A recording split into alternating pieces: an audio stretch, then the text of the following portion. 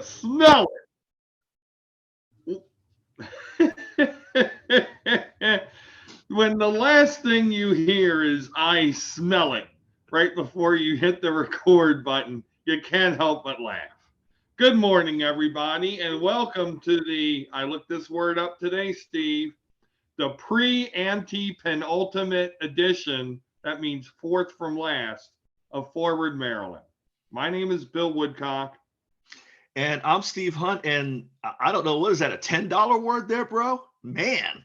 I don't, I, how many Scrabble points would that be? I mean, but is it even able to be played on Scrabble because of the number of letters? I don't know, but there's a lot of it, man. But yeah, I'm just saying, in honor of the Kentucky Derby, we are rounding the turn. I had no interest in the Kentucky Derby this year. It was just today I saw about all sorts of bad stuff going on with horses, new Yeah. horses being put down. Last time I went to the Preakness, a horse was put down on the track in an earlier race. I can't even speak to that. But what I can speak to is I know, Steve, you were up early. I was up early, but I was driving back from a concert. I don't know what your excuse was, but you were watching the coronation coverage, and I was listening to it on CNN. What did you make about all this stuff and His New Royal Highness Charles III? Well, it says something about a new monarch, and how much people are going to be talking about him. When the big talk was about who wasn't there, that would be Meghan, and who showed up, made a special guest appearance, and rolled out immediately thereafter, that would be Harry. So that kind of tells you something. And being Catholic, it kind of reminds me about the papacy of Pope Benedict, who was just kind of that dude between John Paul II and Francis. And that feels like King Charles and Queen Camilla to me. By the way, I saw a great meme trolling Camilla that I won't repeat, but it was really good. I'll have to tell you about it later. But it feels like Charles is the guy sitting on the throne while everybody waits for him to drop dead so we could get Will and Kate. That's how it felt to me. That he's just, I mean, he's 74, so it's not like, even if he has his mom's complete gene pool, it's not going to be a long reign. But that's what it feels like to me, is a guy that's there to hold it down and not screw it up until Will and Kate take over. His reign could still be 20 years.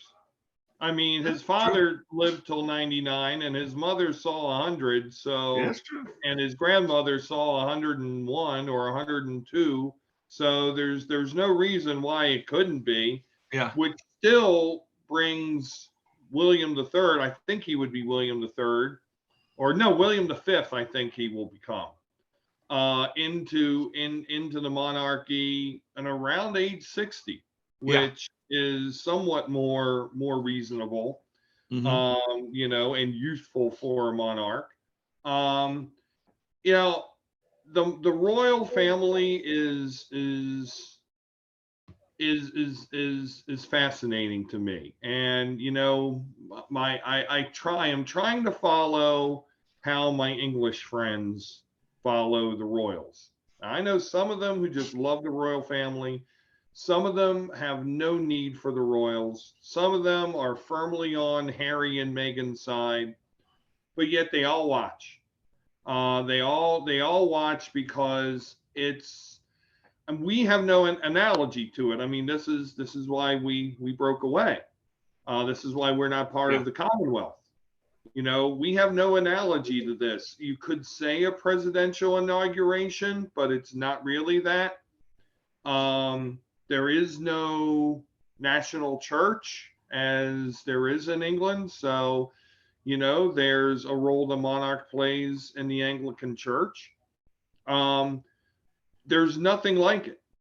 And so I think my best plan in terms of how to understand it is to try to see it through the eyes of the people who it directly affects. And this is no doubt an amazing occasion.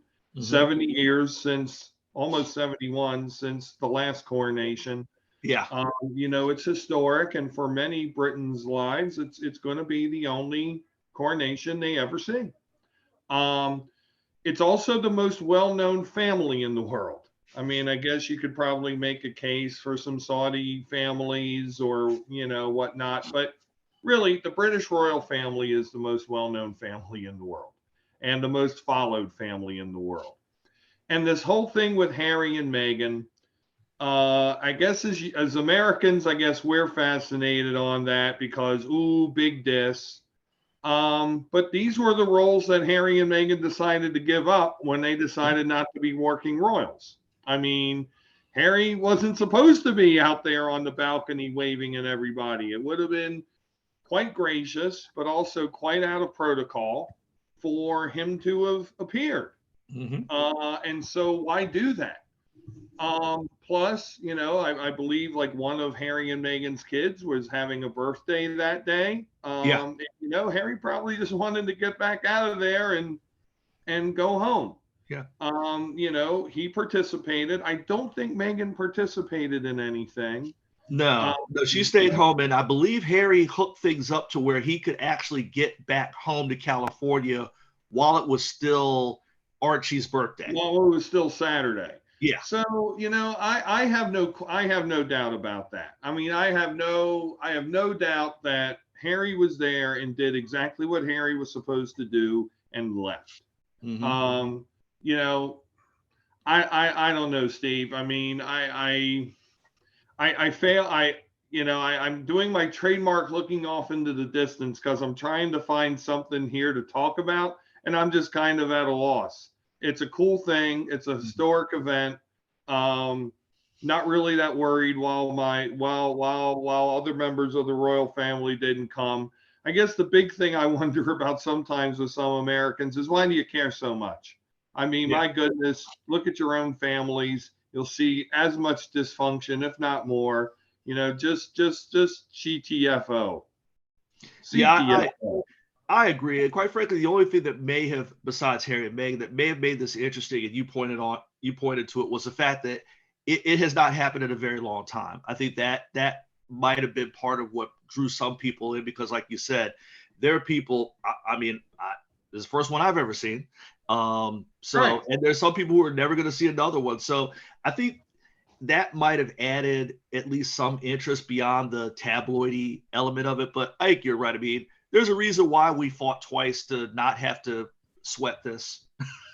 Well, I mean, and yeah, and I will say this in closing, and then we roll again because we got so much to talk about. But poo poo on CNN. I was listening to their coverage all the way home, Mm-hmm. and they were split between being reverent and being kind of mocking.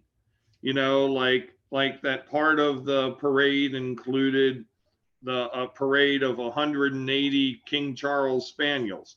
Mm-hmm. First off, I'm amazed you can get those dogs to walk.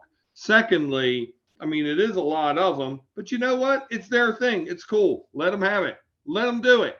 But instead, Anderson Cooper and the other anchors are all mocking and joking and blah, blah, blah, blah, blah. Stupid. Why are you even covering it if you're going to Yeah. make fun of it? I mean, I'm not a King Charles Spaniel person, but you know what? Other people are. That's fine. I have no ill will. But, there were just other things that they were just making fun of during the ceremony. And it's like, it was crude. Yeah. We should be better than that as Americans and as good cousins. Anyway, the first thing we want to talk about is Don Lemon wouldn't have had that. I don't know what Don Lemon would have done. Oh, he would have loved this shit. Yeah, I mean there are some very royal following anchors and correspondents on CNN. I was really odd that they picked who they picked. Anyway, be that as it may, moving on to our own royalty, which is maybe the analogy is the U.S. presidential election. Very sobering numbers today in the Washington Post after the latest Washington Post ABC News poll. If you're a Democrat, Joe Biden has a 36% approval rating as opposed to a 56% disapproval rating. He loses in theoretical matchups against both Donald Trump by 10 points and Ron DeSantis by 5 points. However, there are still sizable undecideds in both of those theoretical horse races. And perhaps most stunningly, Donald Trump is polling better than Joe Biden is in terms of being both physically able to be president and mentally able to be president. Steve, this indicates that the age of the president is quite the issue as we're going into the 2024 elections. Never mind the fact that Trump is only 4 years younger than Biden. He's the same age, incidentally, as Clinton and W. Bush. And Biden is only about, I think, 9 months older than Mick Jagger. Steve, what are you seeing as a Democrat in these results? Granted, 18 months out from this election. Well, what I'm seeing is probably what a lot of folks in Biden world are seeing, and there's been a lot of talk, and I was watching. I actually watched this interview with Stephanie Ruhle on MSNBC Friday night, and they were after the interview, Stephanie Ruhle had a panel on. They were talking about how Biden world is just one of their major frustrations, if not the biggest frustration, is the fact that they've had a hell of a run for 2+ years, and it doesn't seem like anybody's giving them any credit for it. And if you think about it this way, just take 2023. Biden's been rolling this year. We talked about this last week. When's the last week that we can honestly say, man, that week sucked if you were Joe Biden? I can't think of one. He's been rolling through we talked about all that last week, the State of the Union, the trip to Ireland, the trip to Ukraine, et cetera. Man, it's been on a roll. The economy just got fresh numbers, another couple 100,000 jobs created when people were like, oh, it's really going to start slowing down. I don't know about you, Bill, but his first 2 years has been as good as any presidency I've seen during, I would say my lifetime, but just my lifetime watching politics, because I can't speak to the early years of, Nixon. But certainly, we could go back through, Carter, Reagan wasn't all that his first 2 years. He was digging out of a ditch and on and on and on. He's been on a roll. And the fact that he is losing to Donald Trump, who is, in court seemingly every week or about to be in court. We're going to talk about the Proud Boys, I know, later, and the fact that they were closely aligned with him and some of the stuff that they said. Ron DeSantis, who everybody who follows politics has slammed him for perhaps the worst soft launch in modern political presidential history. And he's behind both of them. I mean, that is, you said sobering. That is exactly the right word. If you were Biden world and you're picking up the Washington Post, this ain't Fox or Rasmussen or Quinnipiac or some of the ones that tend to be outliers every once in a while. This is a post ABC, and the fact that you're laying 10 to Trump and DeSantis, that ain't good. and it ain't going to get any better because you got the debt ceiling thing happening, and while normally Congress gets hit for that because they're the ones who should be doing something about it, that's not going to be good either. So yeah, it's tough stuff, Bill. What are you thinking on this? Because it's bad. So no, you're right. It's not good. And, I'm sure that what we say today is not going to be the last word on this, because we have the Sage of Maryland, Len Foxwell, joining us next week. But this is indicative of the fine line that Biden and the Democrats are running going into this 2024 election.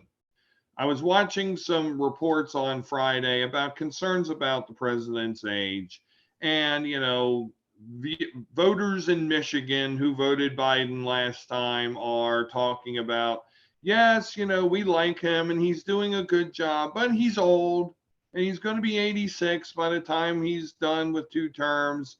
And I'd really like for someone else to run. Who else do they want to run? Yeah, that's the problem. There's nobody else who's going to run. There's nobody else who is a serious Democratic candidate. No, Bobby Kennedy Jr. don't count, who is putting themselves through the meat grinder of running for president. You know, to quote Han Solo, to paraphrase Han Solo, running for president ain't like dusting crops, boy. You know, you can't just say, "Oh, I want to give voters a choice, and so I'm going to run." You know, you've got to have a plan. You've got to have backing. You've got to want to win. You've got to be able to win. You know, I mean, the last serious challenge to a sitting president, who was it? Or really even a shoe-in nominee for president in this case. I keep thinking that Al Gore was president, should have been, was Bill Bradley in 2000. Yeah. I mean, you think back. I mean, you know, 2012. I mean, there were other candidates, but it was Romney. You know, 2008. I mean, there was the Obama Hillary thing, but you know, I think that was a different dynamic, or was it? And let's talk about that in a minute. You know, 2004, Bush didn't get any real traction. But let's go back to 2008 for a second, because I think maybe there's a point there to hit on. Why was Obama so successful in 2008 that Hillary, you know, how much, you know, and then you look at 8 years later and look at the Clinton-Trump race. How much did Obama win based on history, and how much did Hillary lose based on who she is? And those very high negatives she had in 2008 carried with her over to 2016 when she was the nominee. But here's the rub. Hillary had those very high negatives, and somewhat Al Gore had some negatives in 2000 among Democrats. Mm-hmm. That's what enabled another candidate, a Bill Bradley, a Barack Obama, to run against them. Biden does not have that. You know, there are these rank and file Democrats who say, I want someone else, but what does that person look like? Mm-hmm. You know, in terms of philosophy, and who fits that bill, and are they willing to run? Those are three little Manhattan projects that have got to be solved, and I don't see anybody out there who's solving it. Now, is it possible that should this continue in the fall, that somebody decides to step forward? Possible. But again, who? Mm-hmm. You know, the main candidates are not stepping forward. I mean, or they're under the Biden tent. I mean, you know, you can think of some people who maybe would give it a run. You know, a Julian Castro, who, you know, spoke out pretty vehemently against Biden's age during the debates. A Tulsi Gabbard, who's kind of marginalized herself within the Democratic Party. Yeah, she's really more Republican now. Yeah, so, I mean, think of somebody more conventional. Beto O'Rourke, he failed to catch fire. You know, Stacey Abrams, you know, couldn't get elected governor of Georgia twice. Yeah. You know, well, Beto, same thing. He lost twice. The electoral force is really damaged. Yeah.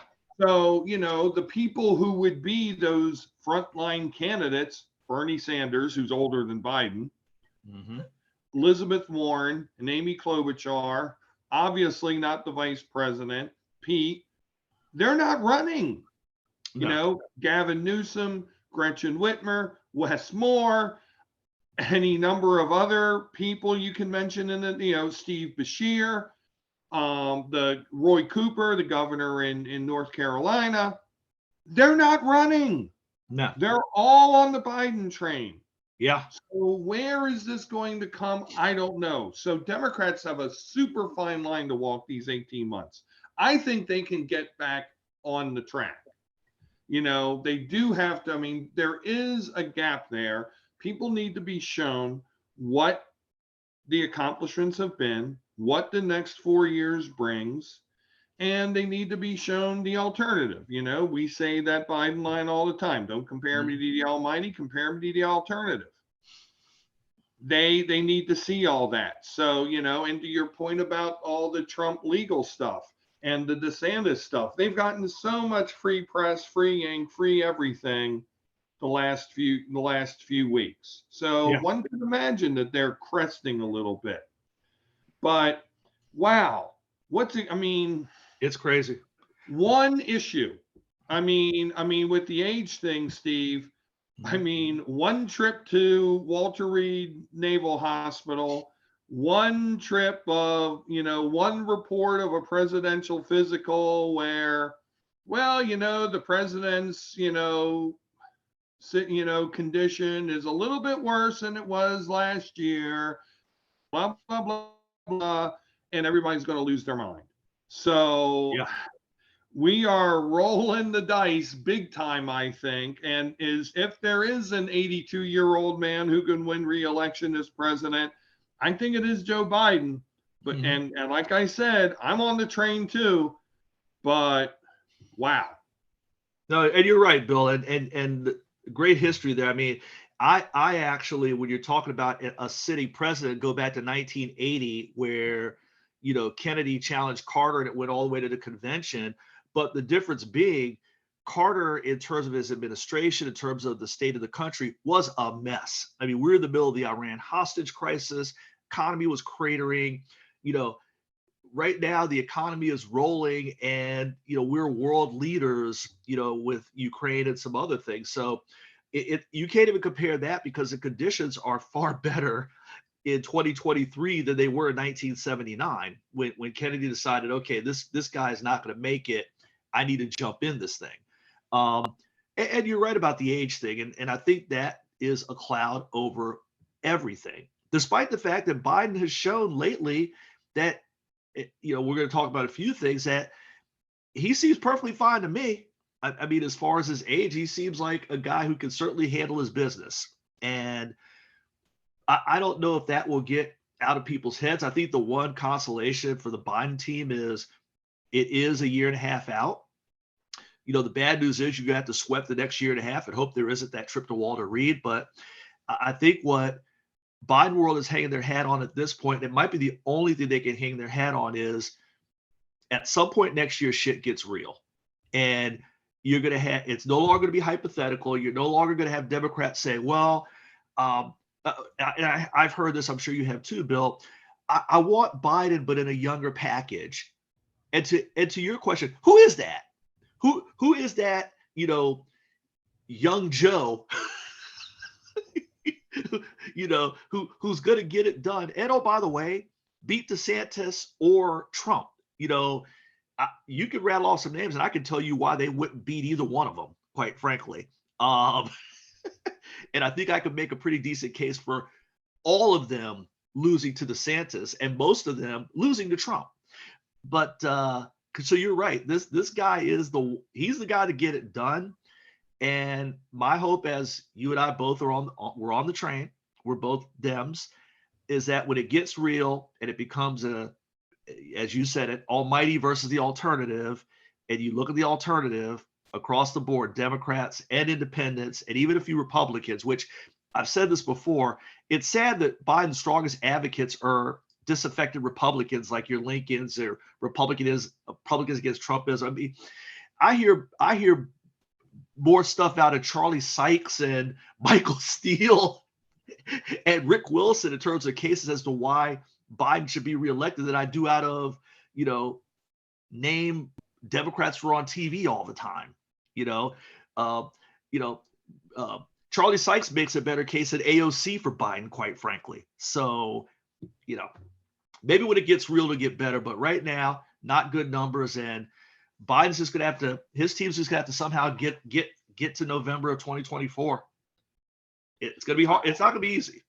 I think it's going to be fascinating of what's going to happen in about 4 months. And if in August, when people's attention goes to vacations and not into politics, it will be fascinating to see if there are rumors of some Democratic populist running.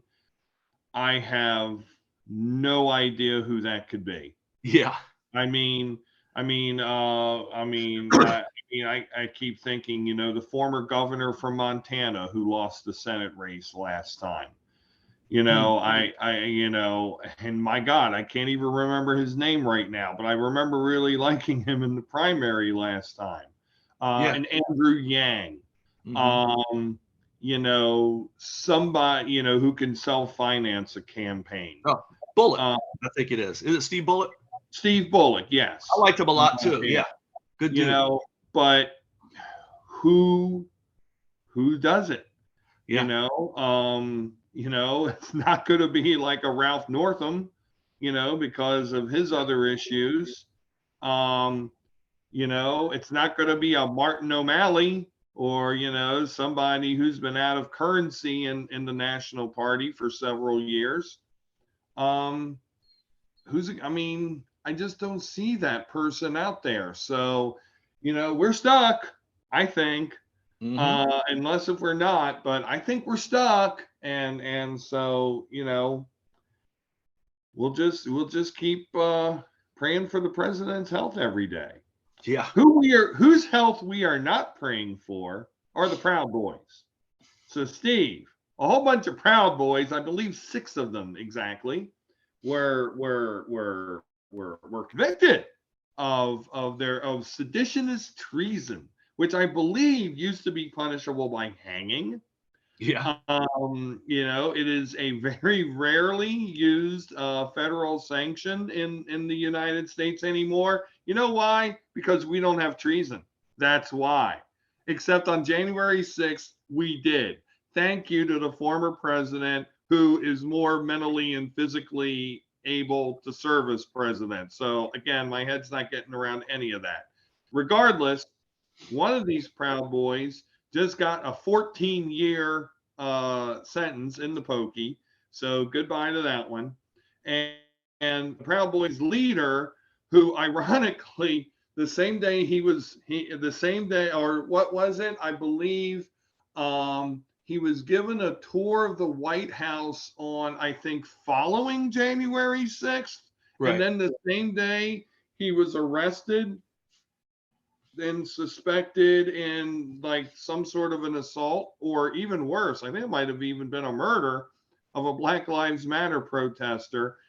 Absolute absurdity, absolute insanity. Steve, these people are going away for a long time. Is that really getting the coverage that I think that it needs? I mean, do people really even know that this is going on? Because I read it on the front page of the Metro section of the Post today, but that's a far cry from page 1 above the fold. Yeah. Well, first of all, what I would say is, Donald Trump once told him to stand back. Where y'all are heading, boys, standing back is a good idea. Stand back and stand by. Especially in the shower room. Oh Lord. And the pre-anti-penultimate edition, folks, Bert and Randy. Yeah, stand way back, baby. Stand way back. But jokes notwithstanding about the Proud Boys and their future home. You're right. I sometimes feel like in this instant news, got to have it now. Once we have it, we're ready to move on to the next thing we got to have now. I don't think it is getting as much coverage because you're right, Bill. You're talking about something that goes back to, I believe, the Civil War is what this charge goes back to, and former Confederates who were still working against the Union. I believe that's the history of it. And it's not used a lot because we don't have something like January 6th, thank goodness, a lot. And it should be taken more seriously. I mean, this is, whether you're whatever your political stripe, whatever your policy positions are, you should certainly believe in the existence of a functioning government of our country. Whether you agree with them or disagree with them, you can change the players and the parties and all that. But at the end of the day, we all should agree a functioning government is a good thing. Whatever size of it you want, I don't care. But these individuals and others, quite frankly, inspired by and perhaps led by, because there's still a trail out there to be walked, what is now the former president of the United States, who everything you said about apparently his mental capacity. He's a stable genius, apparently. At least the polls indicate that people feel that way He's about got a him. very good brain. Very good brain. He's very smart. Unbelievable. But they tried to overthrow the government. They literally tried to stop the government from operating. It was a coup attempt. This is the, for much as we talk about what's going on in third world countries where, this military general is fighting that one and their coups and all that stuff. This was a coup. This was an attempt to replace a duly elected president and, quite frankly, Congress, because you're trying to shut the whole thing down with what you wanted. That is third world Idi Amin, military junta shit. And they tried it. And they got found guilty. And yes, more people should be aware of this and aware of the fact that, oh, by the way, they ain't the only ones. And this has not gone away. You hear people in Trump world. I mean, he was embracing some woman in New Hampshire in a recent appearance who said that, everybody who certified the election should be executed or something like that. I can't remember what she said, but she was talking about execution of people who she did not agree with on this one issue. This is some nutty type stuff, and people should be more aware of what's going on. And the last thing I'll throw out there is I was watching something. Frank Figliuzzi on MSNBC, who scares the crap out of me. I don't know if you've seen him on TV before. He's an ex-FBI like senior person, and like he makes shit real.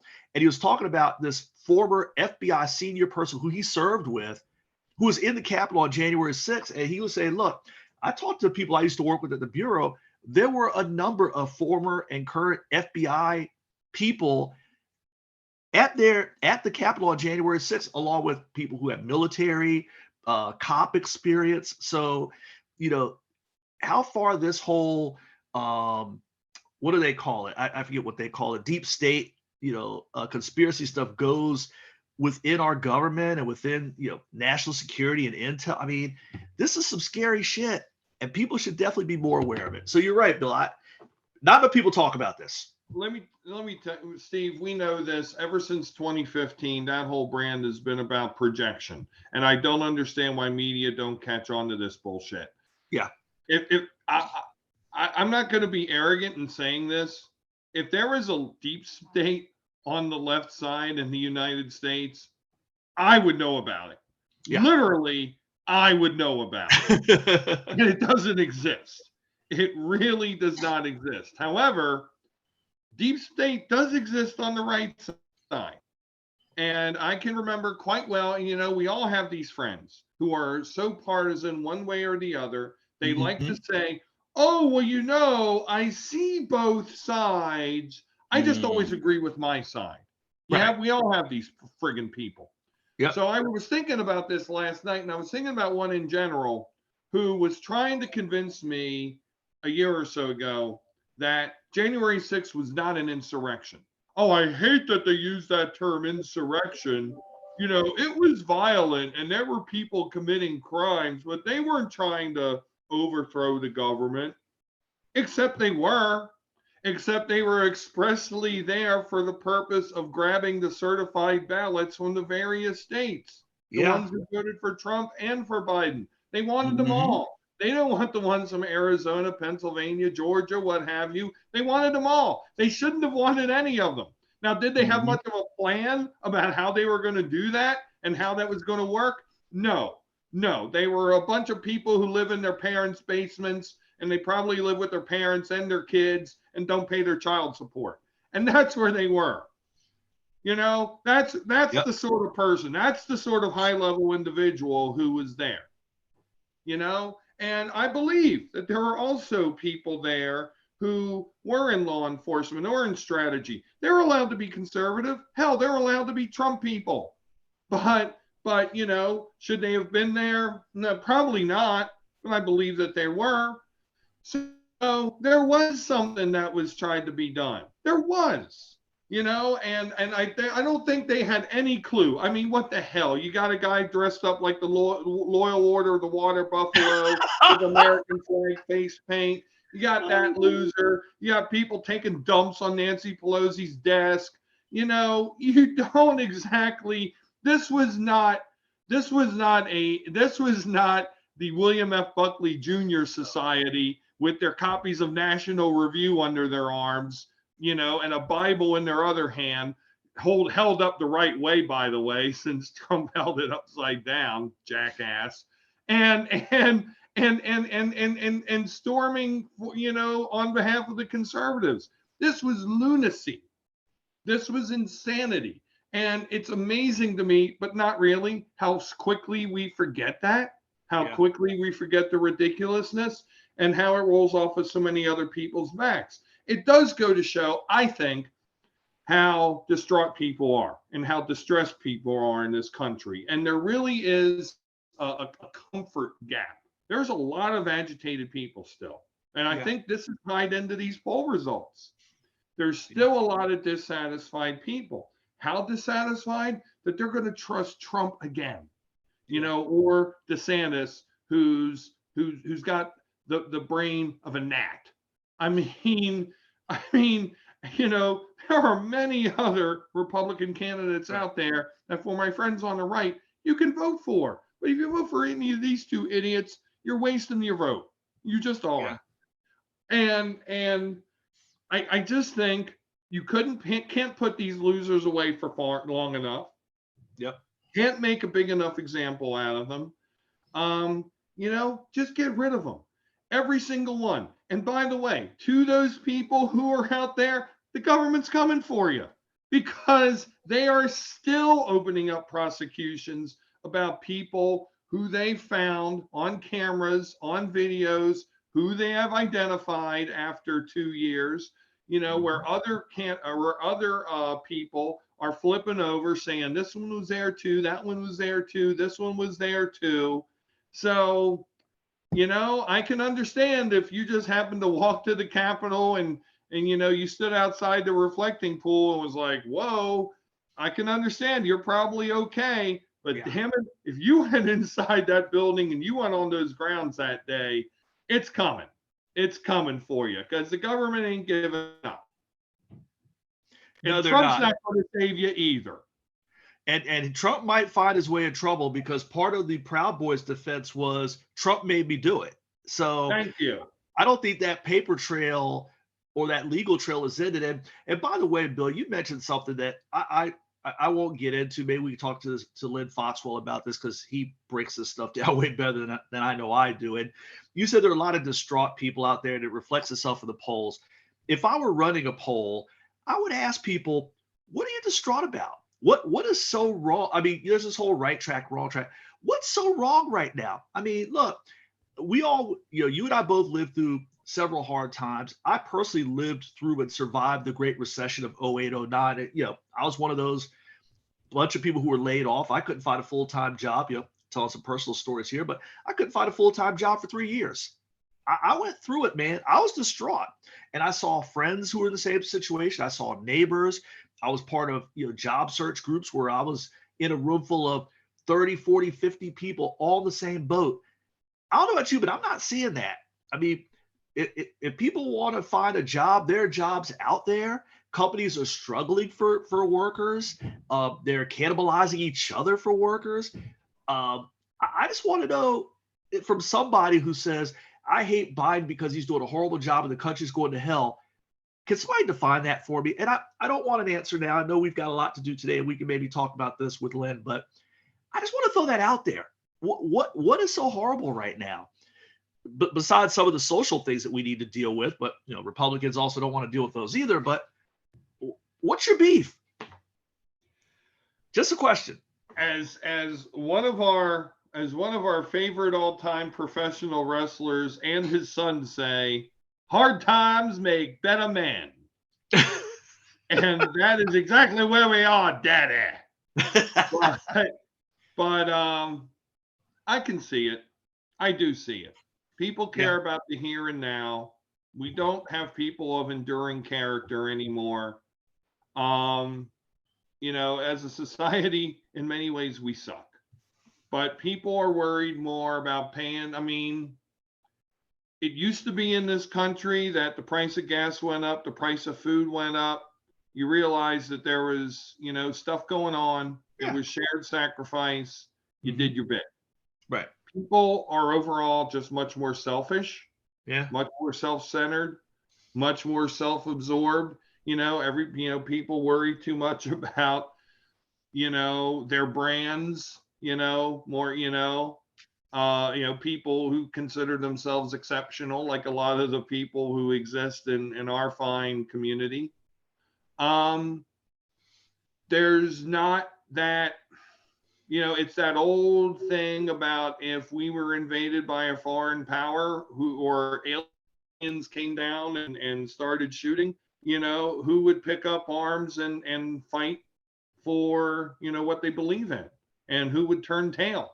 It's man in the high castle shit.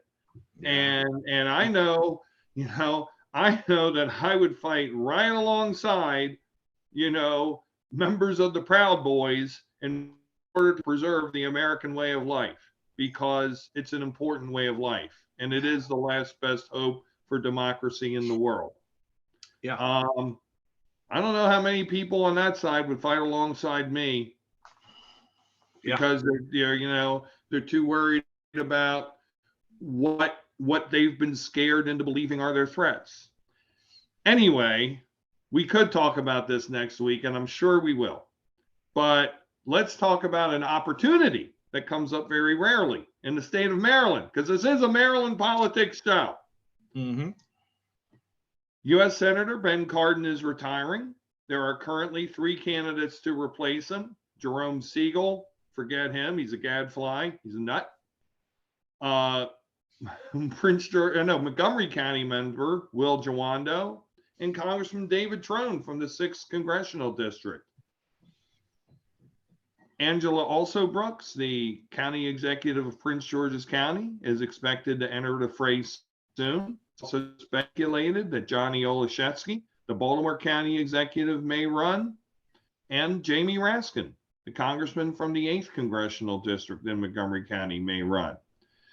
And on the Republican side, we don't know anything yet. Steve, what do you think about this nascent field in the battle to replace Senator Ben? Well, first of all, Senator Cardin, or as he likes to say in his campaign slogans, our friend Ben, we should give him a little bit of a shout out. He is very quietly, which is his nature, had a 40+ year career, starting at the local level, 50. up to the state. Yeah, up to the state level, and serving as United States Senator since 2006. I don't think Ben, because of his quiet nature, will ever go on the Mount Rushmore of, Maryland political titans. Hell, he's probably not even the best known Maryland elected official in the state of Maryland right now. He probably lays behind some, state and local officials, quite frankly. But he has gotten stuff done and gotten it done by all accounts very well respected. So just a quick word on him, that he should be congratulated on a great career, and obviously Godspeed on, a well-deserved rest from the equation. I'm sure there are people in California wishing that their senior senator would be looking to do the same thing, but not waiting until 2024 to do that. As far as who's going to run, I think, Bill, you could have between the two parties, I'm going to say 15 to 20 people who look at it. How many people jump in? Obviously, there's a lot of factors, as you know, that go into whether or not you really have it in you to make that kind of run. But to your point, this doesn't come around very often. We've had in Maryland, 2 seats open. Obviously the Mikulski seat opened up in 2016. Cardin took over for, I can't even remember who he took over for in 2006. Sarbanes. For Paul Sarbanes, yes. Speaking of Sarbanes possibly running for Senate. We've had in the last 3 decades a Senate seat open up, which is not a common occurrence. But I don't think Van Hollen's going anywhere, and whoever takes this seat will not either. So this is a big opportunity. I think you could have a lot of people beyond Trone and Siegel and Jawando. I think you look at the other members of Congress who are out there. Raskin, you mentioned. Sarbanes, because of the change with the redistricting in Congressional District 3, I think that might be something he looks at. And oh, by the way, Paul Sarbanes, his father, was a United States senator. I think you could be looking at others who are term limited out from their positions as county executive. You mentioned also Brooks. You mentioned Johnny O. Does a Stuart Pittman. I mean, because you got to remember, you now have the next step for a lot of folks frozen out, i.e., being the governor, because Wes Moore's the governor now. Wes Moore will most likely, barring something unfortunate happening to Governor Moore, he will run again in 2026. So he'll be governor in 2026. I know people are talking about presidential aspirations, but that's not until 28. So realistically, if you're a also Brooks, O, Pittman, Ball, some of the folks in the state legislature who may have some thoughts about that, think, Ferguson or folks like that, your next step is gone. So at least until 2030, and you'll be a few years in the wilderness. So I think there'd be a lot of people looking at it. I think the one thing to look out for in this race, certainly on the Democratic side, is a woman candidate, which I think leads you to also Brooks, but it might lead you to Gardner out of Frederick or Newman out of Anne Arundel, or maybe even somebody out of Annapolis, because as you know, Bill, there's been a lot of talk about the makeup of the congressional delegation in Maryland since Mikulski retired. And I think that, you're going to find a singular candidate who's backed by, say, an Emily's List and Emerge. And I think that points you right at also Brooks, who checks those boxes and then some, and was an early supporter of Wes Moore, by the way. A lot of people remember that was a big deal that she picked Moore over Rashern Baker. So I think that you're going to have a strong woman candidate in the mix. On the Republican side, you're right. I think you're going to get somebody from the Trump wing, a Klacik, maybe a Cox goes back in. I think we'll call it mainstream wing. It might be a laughable concept, but I think that all comes down to Hogan. He had said no, but that was while Cardin was still out there. Does Hogan do it? If he does, I think that freezes out the non-Trump parts of the Republican Party. And he might be the one non-Trumper that can get all the way through. If he doesn't run, could you be looking at a Barry Glassman? Could you be looking at a Kelly Schultz? Could you be looking at Howard County's own Alan Kittleman?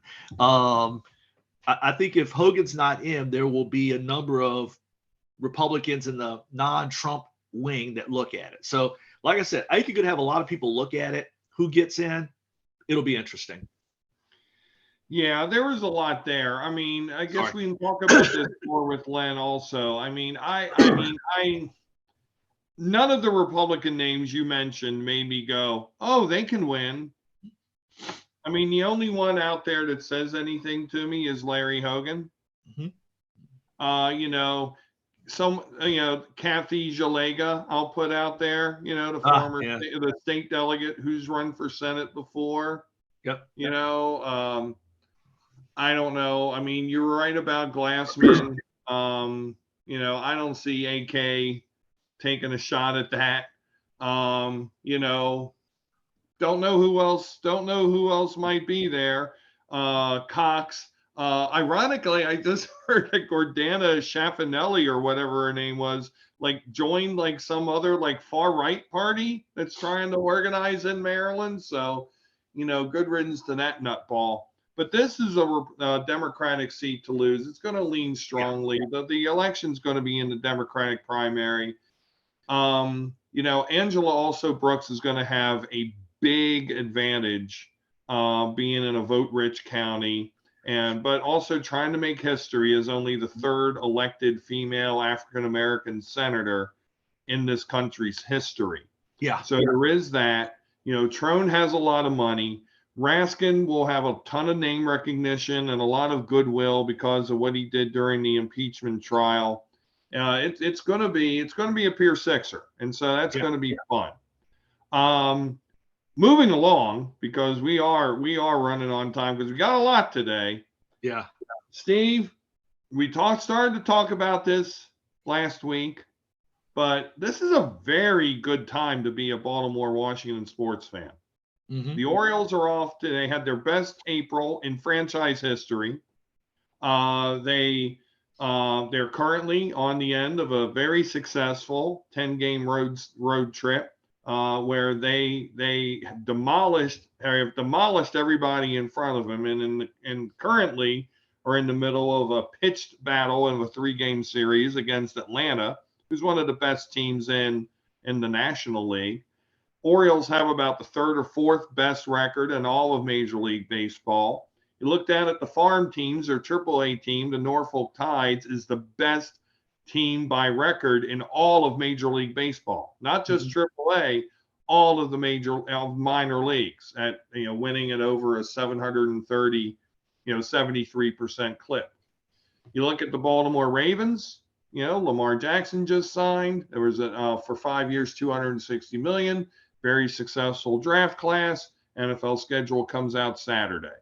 Hell, the stupid XFL team in DC is playing for the title to be the 42nd best professional football team in North America next weekend. After all 32 teams who would absolutely dust this team by about 70 points, and all 9 CFL teams who would dust this team by about 28 points.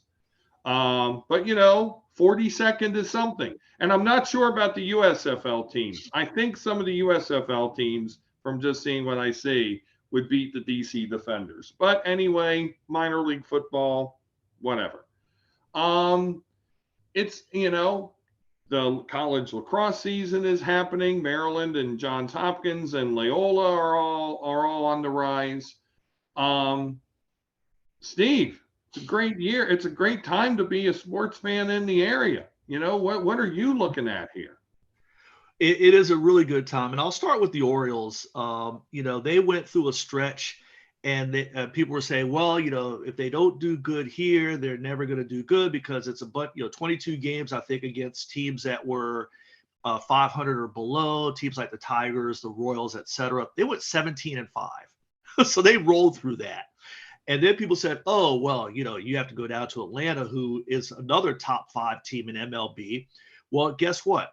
They've split the first 2 in Atlanta, and last night they were up at the bottom of the 8th inning. They gave up a 2-run shot to lose the game. No shame there. Quite frankly, after the Royals series, people thought they might get swept by Atlanta because their pitchers seemed to be fried.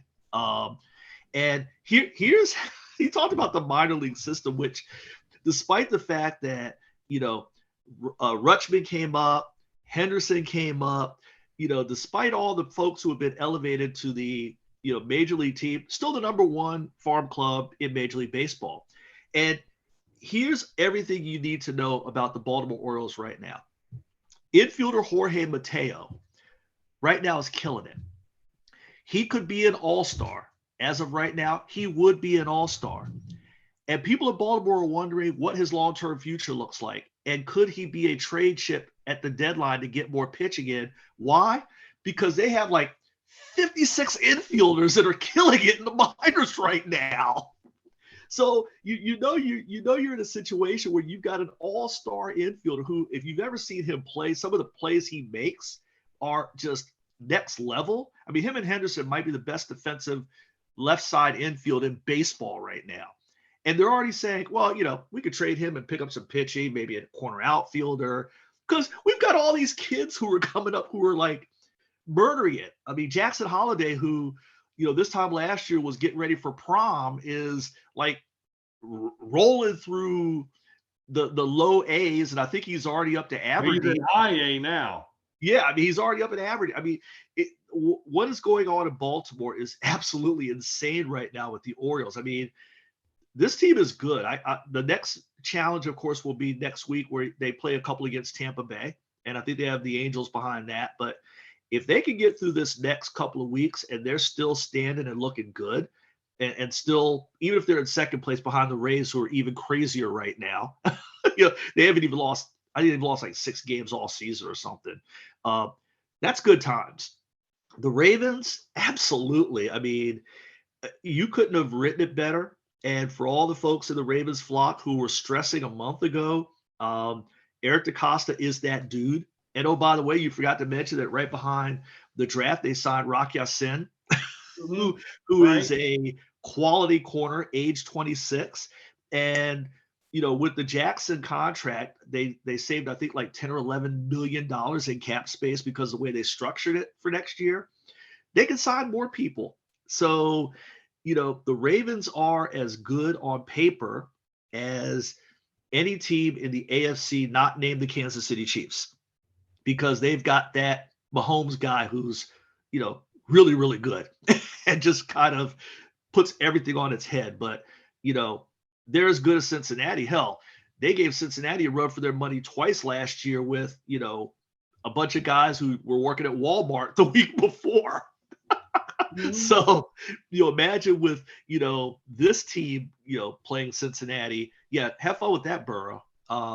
You might not be as cool after these guys are done with you. So it's good times. Yeah, the defenders are playing for, I guess, the raised eyebrow trophy or something, or I maybe can't maybe, imagine, maybe the, maybe the Rock gives you the people's elbow for winning the title. I don't know what you get for that. anybody who says that the XFL is how pro football ought to be is an idiot. Yeah. And they should have their head examined. They know nothing. They were probably picked last for kickball. They just don't know how pro football works. I'm also going to make mention of another team, and then we have one more issue to talk about, Steve, Mhm. and that is the impending sale of the Washington Commanders. Yeah. Thankfully, the Snyder reign is in its final days, if Mhm. weeks, if not days. And I will agree with what John Feinstein said. And again, for the third time, I'm citing today's Washington Post. Change the damn name of the team again. Make it something more fun. Make it Red Hawk. I like the Red Hogs. Good. I like the idea of the Red Hogs. Go back to the gold helmets with Mhm. the Vince Lombardi stylized R on the helmet. Oh, those helmets were tight. Drop the stupid Indian feathers Right. and go back to the history of the team. Embrace the history of the team. My problem with the Commanders, when I went to the game, and I had Washington Commanders tickets last year, but when I went down there was no connection. It was the 90th year of the history of this team, and there was, other than the Ring of Honor inside the stadium, outward there was no connection to the franchise's history. You got to embrace that. Yeah. And there are ways to do it without, in a culturally appropriate manner. So Yeah. not bad to be around. Hell, Steve, I'll even give your WNBA Mystics some props right now. Although Yeah. DC United is still sad, and I'm probably going to go to a game there in the next month or two. Well, DC is in full rebuild mode, whereas Baltimore and really Maryland in general is rolling, because really you look at the Commanders, the Wizards. I know you love talking about the Wizards, right, Bill? By the way, Almost as Celtics are much still as I hanging. love talking about gun violence. There you go. Celtics are still in there against Philly, although it doesn't feel like it used to. I'm waiting for a fight because even Dr. J and Larry Bird would fight. So I'm waiting for some unpleasantries between those two cities. But maybe it's a new world or a new age. Um, but yeah, DC's in full rebuild mode. The Commanders, the Wizards, the Caps will be in rebuild mode soon, because right now they're just hanging on until Ovechkin breaks Gretzky's record. They're going to blow that whole thing to hell.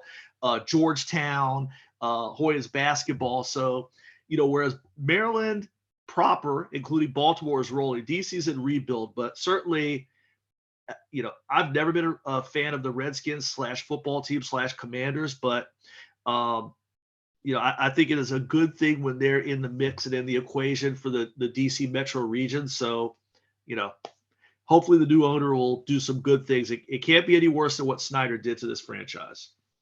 No, it can't. And yeah, I mean, good times are abounding, and more to come. Yep. Well, Steve, last we do a very brief local hit to matters here in good old Howard County, although theoretically they could be global. First off, on a local note, we want to cite that former member of the Howard County Board of Education, Ann DeLacy, passed away last week. We are sorry for her loss.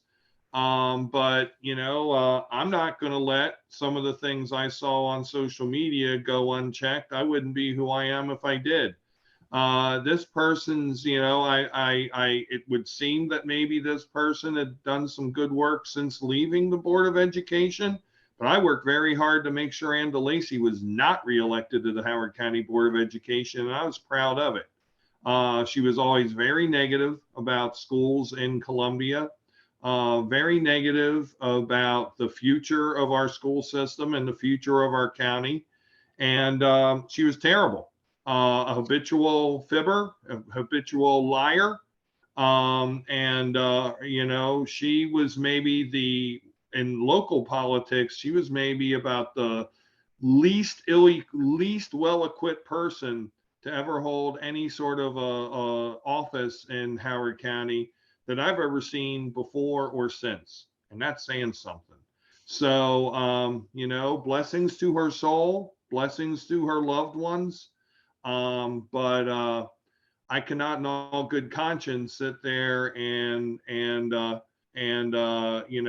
so I can say thank you for your service. But I can also say something else for your service because it wasn't very good. So I'm just going to leave that there.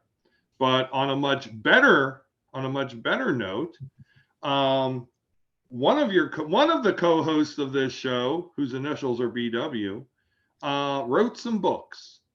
Wrote some books based on the aforementioned blog, in which maybe certain former members of the Board of Education were mentioned a number of times, and they are now on sale. They are on sale worldwide. My goodness, Steve, they're on a cacophony, a veritable cornucopia of outlets, including Amazon, iBooks, Barnes & Noble.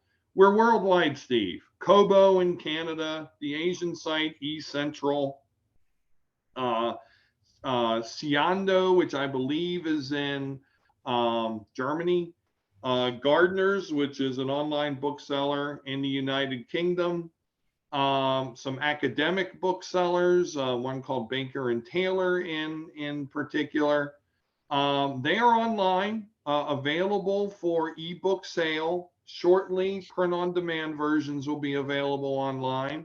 For pricing information, go to any of those sites. Go to Amazon.com, go to Barnes & Noble, go to Gardner's, go to any one of those, and they'll be able to hook you up. Hard copies just came in yesterday. So all of my copies of Promises are spoken for. They're ordered. I'm just waiting to be able to fulfill all of those orders. But some more may become available in the near future. Who knows? And copies of Land of Melting Wings 1 and 2 are available from me. So you can leave a message on the YouTube video. You can leave a message on the YouTube channel. If you know how to reach me via email or phone or Facebook message, you can do that too. I'm not going to give out that information because I don't want to give out my information in public to a bunch of weirdos. Not that anybody watching or listening to this is a weirdo, but you know what I'm saying. I've gotten some very interesting phone calls in the week or so since the books have come out. So, Steve, a lot of things happening on the local front. Yeah, Bill, when you said local front, I thought you were going to talk about the proposed $5 billion lakefront library. I know it's not $5 billion. I know it's not $5 billion, but damn. I am so away from that library. Once again, damn it, why did you do this? Why did you do this? You just got me started. Again, we fail to have reasoned discourse in this county. We either need to have the Starship Enterprise of all friggin' libraries, and I'm not talking 1701. I'm talking about the 1701J from like the 27th century. I'm talking about that one. And we either have to have that or we have a bookmobile on cinder blocks. That's what we get. We don't get anything in between. That discussion in the last few weeks has already decayed and degraded. And as my idol Tony Kornheiser would say, this makes me sick. And I'm just going to leave it alone. But anyway, yeah, I thought you were going to reference the Excelsior from Star Trek 3 with the transwarp drive that Scotty pulls the plug on. No, because Scotty sabotaged it. And they just said, hey, you never have heard of transwarp drive again in all of Star Trek. Scotty threw a few bolts out of it, and scientists' work for decades went away. I don't understand it. No, we're going right to the Enterprise J. And you know, Picard got us up to the G. Now we're at the J, and it's either that, you know, it's either a library where Rosie the robot waits on you. It's the robot where you can talk to the hologram of Henry Louis Gates Jr. like in Watchmen. You know, it's in the library where you can walk into a room that has air that Albert Einstein breathed, any of those things, or it's a wooden shack with a door on it with a half moon cut into it, and you find 50, 60-year-old copies of Reader's Digest. Okay, I would just be satisfied with a hologram of a steel cage match between Nicole Hannah-Jones and Tootie Adler, but you know, that's just me. Anyway, put that request in. They might say yes. You get it. Hey, you give Fitchin another 50 parking spaces and he'll hook you up. Oh, for God's sakes. As the band sang, everybody wants to rule the world, Steve. Yeah. But anyway, in terms of local stuff, beyond our Lakeshore Drive, Lakefront, Lake Library thing with the slip and slide into Lake Kittabaquindi, a couple of things. Ann DeLacy, obviously, you know, best to her and her best to her family, those who did care about her. My only comment on her would be, she is a prime example of some people who are much better suited to be activists than they are to be legislators. You know, some people are meant to talk about it and raise the issues and raise the flag, and some people are better suited to get in the ring and actually get things done. And I think that she was one of those people, because I actually had conversations with her. You know, she had a lot of good thoughts on what should be on a number of fronts, but she was just not an effective elected legislator. So I think there are, that is the nicest, that will be the one nice thing that this show will say about Ms. DeLacy. She accused someone we know of having a drunken cat. Well, like I said, she's much better in the cheap seats than she is in the front row. To your point, I'm supporting you in that. Yes. But I'm also saying this with this look on my face for a reason. Yes. So that's all I will say there. And then on to more pleasant subjects. The book, that is awesome. That, you know, the more ways that people can get a hold of this thing and read it and understand, like I said, the thing that I appreciate about it, I've said it before and I'll say it anytime we talk about it, is definitely, ladies and gentlemen, not a vanity play and not a, hey, look at all these great things I wrote. It really is a history lesson. It really talks about, if you want to know how we got here in terms of Howard County, it even goes into some, you know, state and even some national stuff in terms of some of the posts.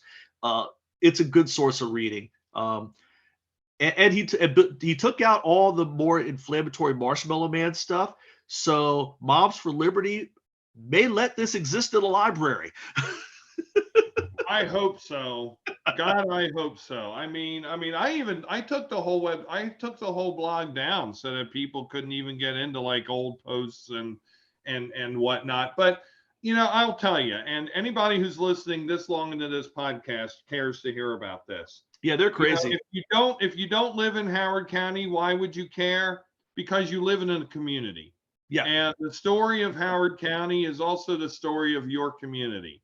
you could certainly look in my books and look at the descriptions of some of these things going on, some of these characters, some of these people, some of these situations, and you can find identity, whether or not it's in your state or even in your country, or in your town.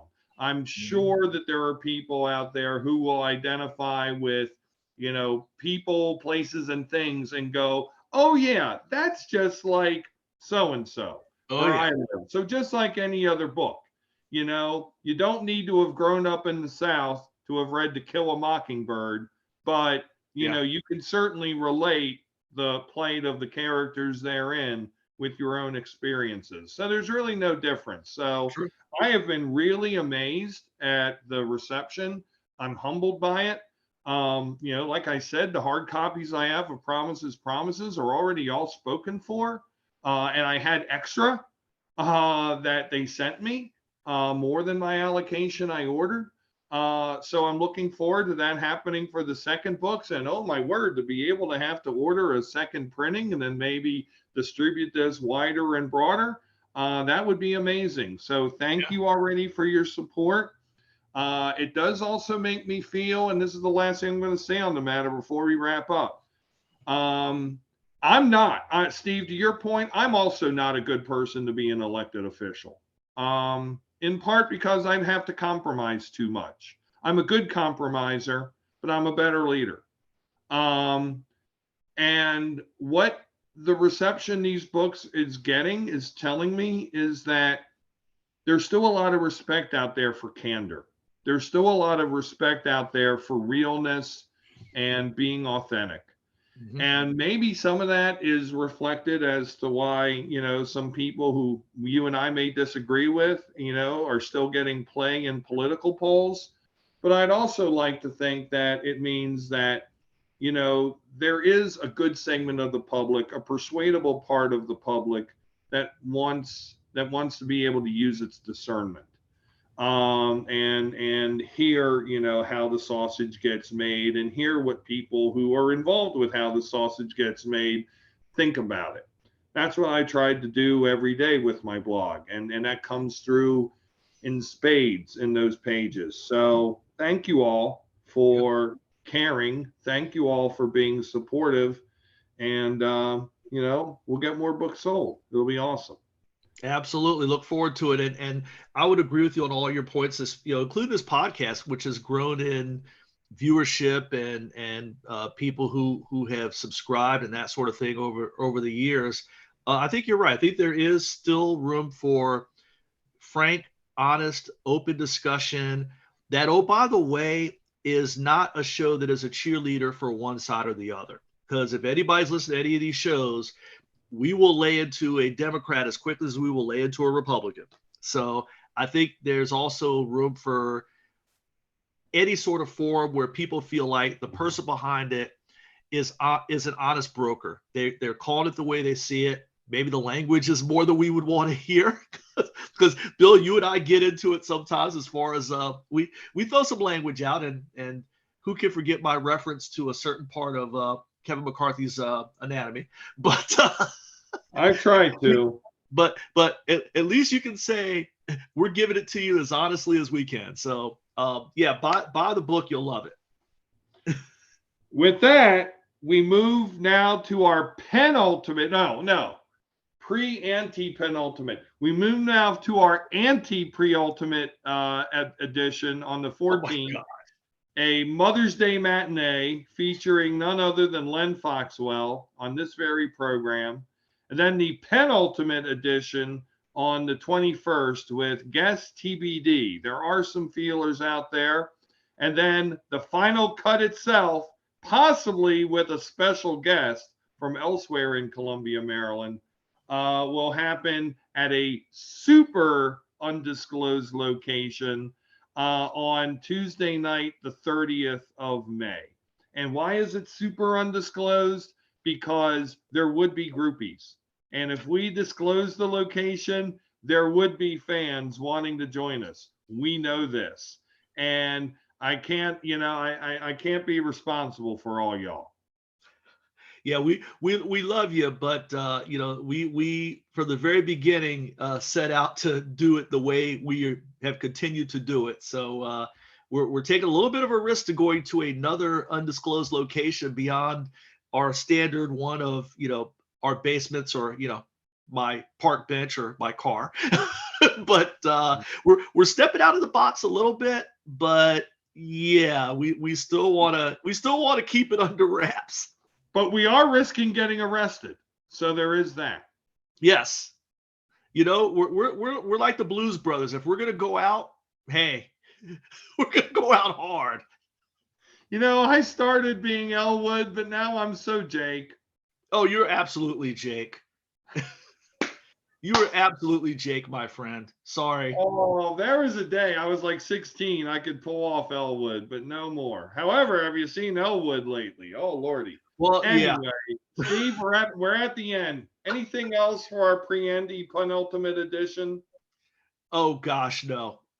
Let's get out of here, Me bro. neither. For Steve Hunt, my name is Bill Woodcock. You've been watching and/or listening to another edition of Forward Maryland. See you next Sunday, folks. Have a great weekend. Take care.